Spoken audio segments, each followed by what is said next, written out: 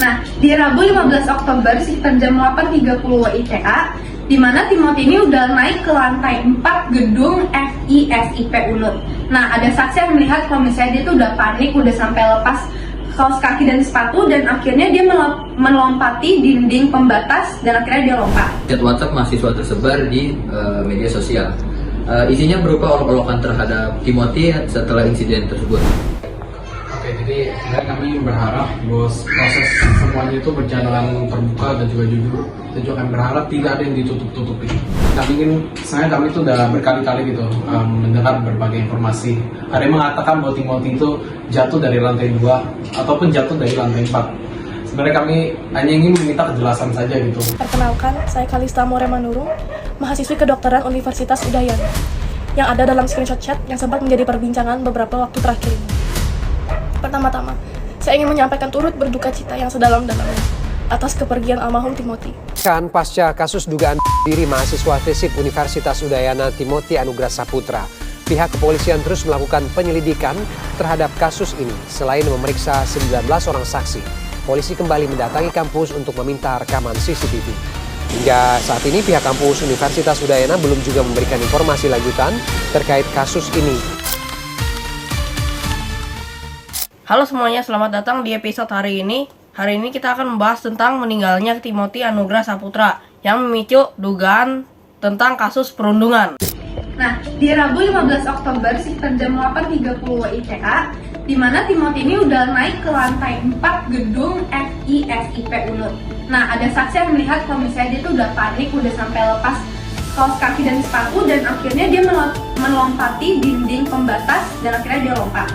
Nah, Timothy akhirnya dibawa ke RSUP Prof. Murah, tapi meninggalnya itu setelah dia udah sadar, tapi sadarnya lama-lama makin menurun. Nah, akhirnya dia meninggal. Oke, jadi keesokan harinya pada tanggal 16 Oktober, chat WhatsApp mahasiswa tersebar di media sosial. Isinya berupa olok-olokan terhadap Timothy setelah insiden tersebut. Chat ini memicu dan isu perundungan. Pihak universitas itu Universitas Udayana menyatakan percakapan itu telah terjadi setelah Timothy meninggal, dan itulah penyebabnya si Timothy itu melompat. Namun publik ingin tetap mengancam mereka karena isi chatnya sangat tidak empati. Ya. Jadi saya ayahnya Timothy. Sebenarnya kami itu udah berkali-kali gitu mendengar berbagai informasi. Ada yang mengatakan bahwa Timothy itu jatuh dari lantai 2 ataupun jatuh dari lantai 4. Sebenarnya kami hanya ingin meminta kejelasan saja gitu. Dan juga Timothy itu anak yang pintar. Jadi itu tidak ada tekanan skripsi dan IPK-nya itu 3,91. Nah, jadi dari semua ini kami hanya ingin tahu apa sih sebenarnya yang terjadi. Saya sebagai mamanya Timothy juga anak-anaknya bukan anak yang bermasalah, dan dia juga tidak menjalani pengobatan mental. Terakhir itu waktu dia SMP untuk adaptasi bahasa. Dan waktu saya melihat chat yang viral dan video klarifikasi dari mahasiswa yang mengolok-olok anak saya, hati saya runtuh, dan kami sebagai orang tua ingin semuanya dibuka secara terang-terangan.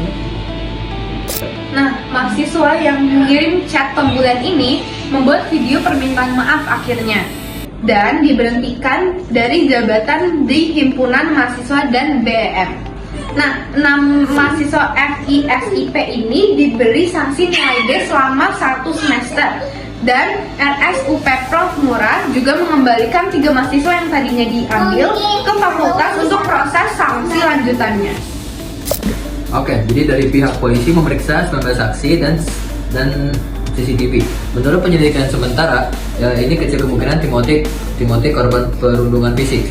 Tetapi saat SPP ke kampus telah menelusuri dengan kekerasan verbal dan perundungan digital. Universitas menegaskan bahwa mereka mengancam tindakan empati dan memperkuat pendampingan psikologis bagi mahasiswa. Jadi kami berharap bahwa proses semuanya itu berjalan terbuka dan juga jujur. Kita juga akan berharap tidak ada yang ditutup-tutupi. Semoga juga apa yang terjadi kepada Timothy tidak terjadi lagi, supaya tidak ada anak-anak lain yang menghadapi hal yang sama. Terima kasih semuanya. Semoga dari kasus ini membuka mata kita tentang peningkatan empati dan keamanan di lingkungan kampus maupun sekolah.